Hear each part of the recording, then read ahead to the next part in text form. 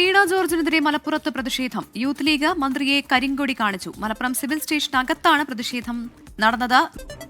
നിപയുടെ അവലോകന യോഗത്തിൽ പങ്കെടുക്കാനാണ് നിപ സ്ഥിരീകരിച്ചിട്ടുള്ള പാലക്കാടും മലപ്പുറത്തും ഇന്ന് ആരോഗ്യമന്ത്രി നേരിട്ടെത്തിയത്. മലപ്പുറത്ത് വൈകിട്ട് 5 മണിയോടുകൂടിയായിരുന്നു കലക്ട്രേറ്റിൽ വെച്ച് അവലോകന യോഗം നടന്നത്. ഈ അവലോകന യോഗത്തിന് ശേഷം പുറത്തേക്ക് ഇറങ്ങിയപ്പോഴായിരുന്നു സിവിൽ സ്റ്റേഷനകത്തു വെച്ച് തന്നെ യൂത്ത് ലീഗിന്റെ പ്രതിഷേധം ഉണ്ടായത്. കരിങ്കൊടി കാണിച്ചു യൂത്ത് ലീഗിന്റെ പ്രവർത്തകർ.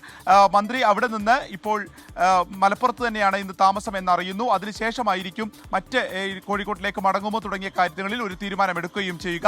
നാളെ തെന്നല കെട്ടിടത്തിന്റെ ഉദ്ഘാടനം മന്ത്രി വീണ ജോർജിന് പറഞ്ഞിരുന്നു. പക്ഷേ അത് ഓൺലൈനാക്കി മാറ്റിയിട്ടുണ്ട്. വഴിനീളെ തന്നെ കനത്ത പോലീസിന്റെ സുരക്ഷയുണ്ടായിരുന്നു.